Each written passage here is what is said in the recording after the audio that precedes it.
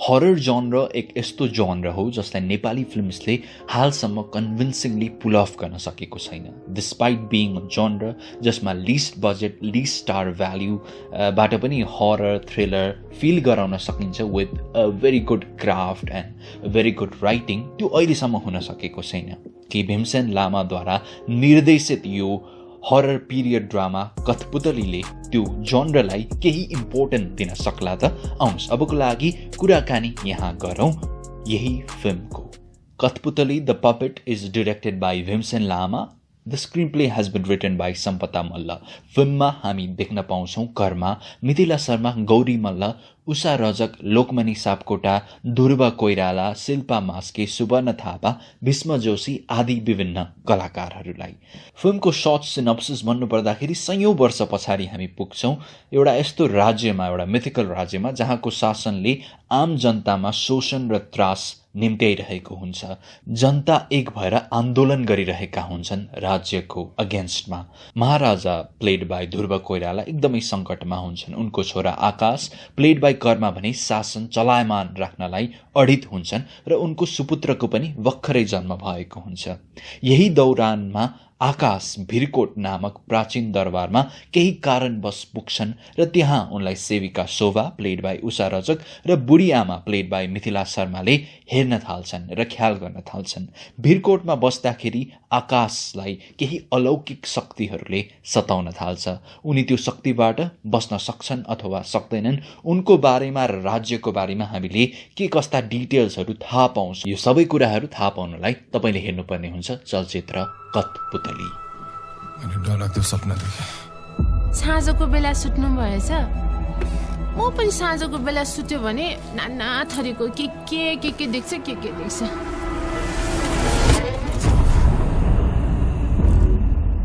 धन्य भगवान, हजुर उठ्नु भयो। तिमीले मलाई कहाँनिर जान लाग्यो?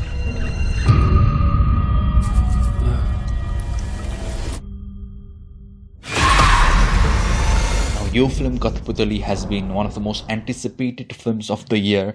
Its star cast, its plot, its genre र यो फिल्मले इन्टरनेसनली पनि केही अवार्ड्सहरू अलरेडी जितिसकेको छ, जसको कारणले गर्दाखेरि पनि हाइएस्ट एक्सपेक्टेसन थियो यो फिल्मबाट। Which sadly, despite the best intentions, the film hasn't been able to reach. सुरुवातमा त म कुराकानी गर्न चाहन्छु screen प्लेबाट। As we know by now with the IMDb को synopsis as well कि आकाश Yuvraj played by Karma is the puppet in the film. He is the culprit. He is the sufferer. जब उनी puppet हुन् तब हामीले उनको बारेमा बुझ्न एकदमै इम्पोर्टेन्ट हुन्छ। Not just what he says but what he feels, what is his past होइन। उनको किङडमको बारेमा हामीलाई थाहा होला, उनको फ्यामिलीको बारेमा थाहा होला, तर उनको बारेमा उनको त्यो इल इन्टेन्सन, उनको त्यो एकदमै कोल्ड हार्टेड नेचर कहाँबाट आयो, यसलाई भने फिल्मले वास्ता गरेको छैन। यो एकदमै ठुलो गल्ती रहेको छ फिल्मको स्क्रिन प्लेको। बिकज जब यो फिल्म नै कम्प्लिटली यही क्यारेक्टरको सेरोफेरोमा घुम्छ, हामीलाई यदि सिम्पथाइज गर्नु छ, हामीलाई यदि एम्पथाइज मात्र गर्नु छ भने पनि at least we should be knowing some bits about this character, about this puppet. त्यो भने हुँदैन, which definitely hinders the story telling. There are films like Jurassic Park जहाँ चाहिँ 1 घन्टासम्म हामीलाई कम्प्लिट सेटअपमा नै फिल्मले पुर्याउँछ, हामीले क्यारेक्टर्सको बारेमा, त्यो वर्ल्डको बारेमा बुझ्छौँ, तब मात्र त्यसपछि मात्र थ्रिल्सहरू आउन थाल्छ। तर यहाँनिर अलरेडी थ्रिल्स आउँछ, so we don't feel as an audience what to feel about this character. हामीलाई त्यो थ्रिल्सहरूले त्यति मजाले ग्राब गर्दैन, त्यो मजा आउँदैन हररको एलिमेन्ट्सहरू आउँदाखेरि। Why did he not think about other people, why did he not think about his newborn child, उनको वाइफसँगको उनको रिलेसन कस्तो छ, यस्ता डिटेल्सहरूलाई भने फिल्मले वास्ता नै गरिरहेको हुँदैन। एक्चुअल इमोसन्सहरू त्यहाँबाट आउन सक्थ्यो। आई गेट इट कि he is a cold hearted character होइन, तर इभन थानोस जस्तो character in Avengers got so much of his backstory. We got to know about him so much. त्यसपछि पो मजा आयो त लास्टमा उनले सफर भएको देख्दाखेरि। त्यसपछि पो we enjoy it होइन। If we have to sympathize, we sympathize. If we have to enjoy, we feel the thrill. हामीलाई उनको बारेमा त थाहा पाउनु पर्ने थियो. That was a big mistake in the screenplay. Film as a horror जनरको फिल्म सस्पेन्स र सरप्राइजमा नै चुक्छ.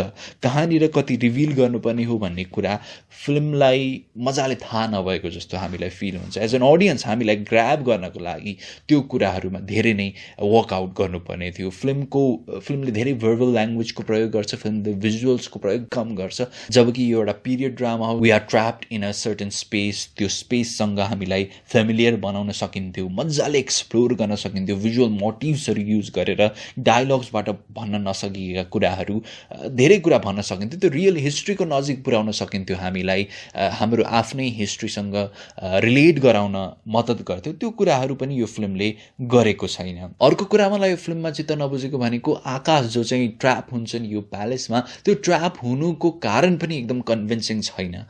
त्यो नै कन्भिन्सिङ नहुँदाखेरि what are we supposed to feel for this character भन्नेमा नै हामी कन्फ्युजनमा हुन्छौँ. He does some evil things, तर it feels so forced. There is one character in the film जसको एकदमै राम्रो आर्क रहेको छ. त्यो एन्डमा गएर मात्र हामीलाई थाहा हुन्छ.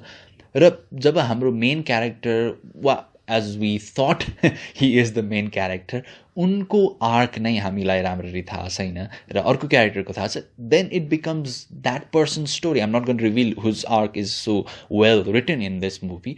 तर त्यो आर्क उनको राम्रो भयो, उनको बारेमा हामीले अगाडि नै थाहा पाएको भए, उनको यो स्टोरी हो भनेर केही हिन्ट सुरुवातबाट नै हामीलाई दिएको भए त्यो आर्कको मजाले एक्सप्लोरेसन हुन्थ्यो, त्यो आर्कको राम्रो एन्डिङ हुन्थ्यो लास्टमा. त्यो कुरामा पनि फिल्मको राइटिङ चुकेको छ. फिल्मको कन्सेप्ट राम्रो हो, फिल्मले जे बोल्न खोजेको हो त्यो धेरै राम्रो रहेको छ, तर it just didn't work for me for so many different reasons. Now technical एस्पेक्ट्सको बारेमा कुरा गर्नुपर्दाखेरि विदेशी क्र्यू भएको कारणले गर्दाखेरि here again I was a bit disappointed, because एउटा स्ट्यान्डर्ड छ, एउटा पिरियड ड्रामामा हुनुपर्ने किसिमको त्यो फिलिङ छ टेक्निक्यालिटिजमा, बट त्यो सिङ्क भएको छैन फिल्मले के बोल्न खोजेको छ, फिल्मको त्यो अडियो भिजुअल ल्याङ्ग्वेज के हो त्यो कुरासँग. अगेन यहाँ पनि स्क्रिप्टकै कुरा, भिजनकै कुरामा नै कमी रहेको छ, बिकज क्यामेरा वर्क ठिकै छ, बट मेजर प्रब्लम नै यो हो कि पपेट आकाशसँग हामी कुन लेभलमा नजिक जाने हो, हामी उनलाई अब्जर्भरको रूपमा हेर्ने हो कि हामी उनलाई एकदमै सब्जेक्टिभली हामी उनीसँग एक्सपिरियन्स गर्ने हो कि, यो कुराहरू क्यामेराको चोइसेस, यो कुराहरू क्यामेराको एङ्गल, सर्ट साइजेसहरूले कन्भे गरिरहेको नै छैन.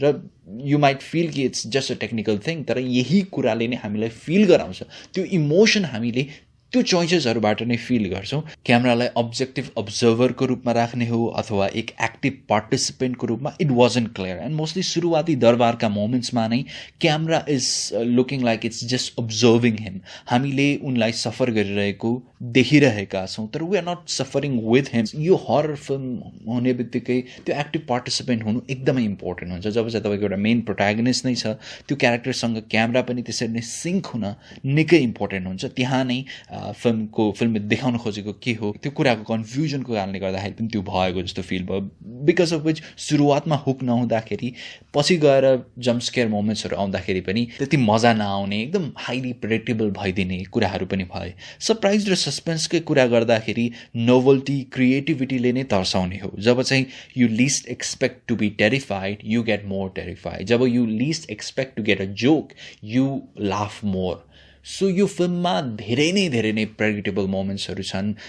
त्यही तरिकामा हामीलाई तर्साउन खोजिएको छ, त्यही तरिकामा हामीलाई हँसाउन खोजिएको छ थ्रु उषा रजकको क्यारेक्टर इन सर्टेन मोमेन्ट्स. केही पोर्सन्सहरूमा त्यो वर्क पनि गर्छ, तर धेरै नै त्यही कुरा देखाउँदाखेरि त डेफिनेटली पनि त्यसको असर एकदमै कम भइदिन्छ. Also Akash just roaming around the palace for no reason होइन, र he is getting terrified and all, तैपनि ऊ गइरहेको छ दरबारको सेरोफेरोमा केही मोटिभेसन नपाइकन. यसले गर्दाखेरि पनि अगेन राइटिङले नै यसलाई निम्त्याइरहेको मैले फिल गरेँ. युज अफ डार्कनेस र युज अफ लाइटको कन्ट्रास्ट पनि एकदमै इन्ट्रेस्टिङ रहेको थियो. त्यस्तै केही बोलिरहेको थियो. सेट डिजाइन राम्रो रहेको छ, प्रोडक्सन डिजाइन पनि राम्रो रहेको छ, बट फिल्मले त्यसलाई युज नै गर्दैन properly. Costume also helps to take you to that place, it definitely helps in that. Score music पनि राम्रै रहेको छ, it doesn't overdo any emotion. Sound डिजाइनको कुरा गर्नु पर्दाखेरि अगेन यो साउन्ड डिजाइनको प्रब्लम होइन, यो film making, purely film making नै डिसिजन हो कि केही पार्ट्सहरूमा साउन्ड अगाडि आइरहेको छ before we see the creature before we see the supernatural being साउन्डले हामीलाई अलरेडी क्यू दिइसकेको छ then why would we feel terrified यस्ता साना साना ग्लिचेसहरू यस्ता साना मिस्टेक्सहरूले पनि धेरै नै असर गर्छ जब तपाईँले चाहिँ बिल्डअप गर्न खोजिरहनु भएको छ टेन्सनलाई यो हरर फिल्ममा धेरै नेगेटिभ कुराहरू गरे यो फिल्मको बारेमा केही पोजिटिभ एस्पेक्ट्सको बारेमा भन्नुपर्दाखेरि I really love the opening animation जसबाट चाहिँ यो फिल्मले आफ्नो वर्ल्डलाई सेटअप गर्छ it's done beautifully female lead भएको फिल्मको एकदमै राम्रो किसिमको उदाहरण हो यो एकदम राम्रो इनिसिएटिभ भन्नुपर्छ हामीले Mithila Sharma Gauri Malla Usha Rajak and even Shilpa Maske brought some feminine quality to this film even female voice यो फिल्मको राइटिङबाट पनि हुनसक्थ्यो because it's written by female writer,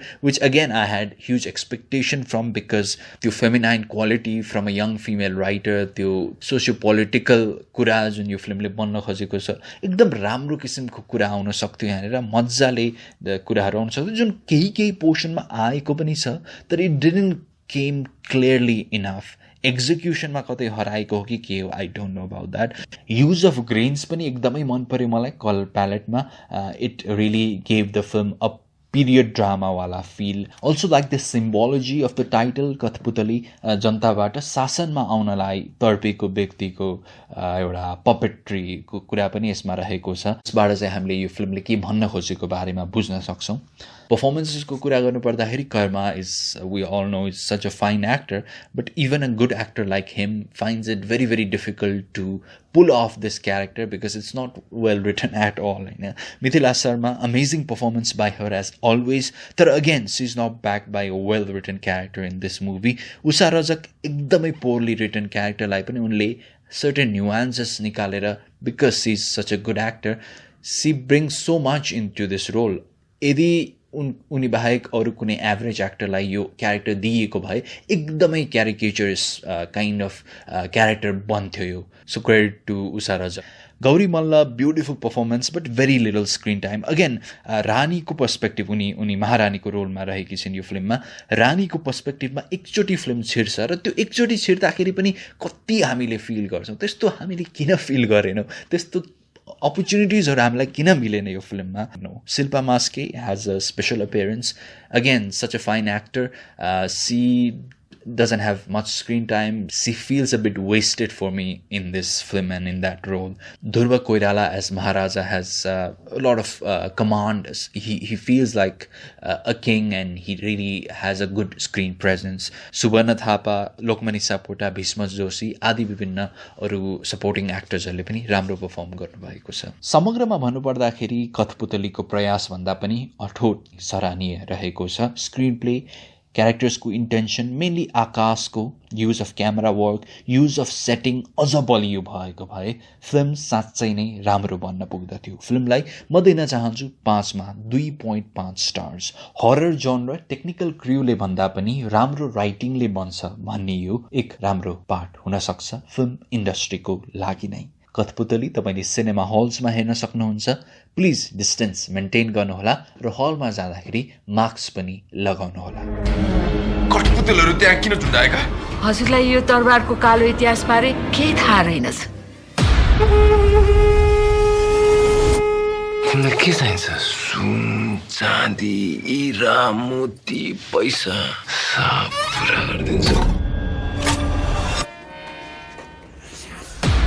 For more movie reviews, interviews, top 4s, Ratistegari short films and other cool videos, do subscribe to our channel and also click the bell icon to not miss any new videos.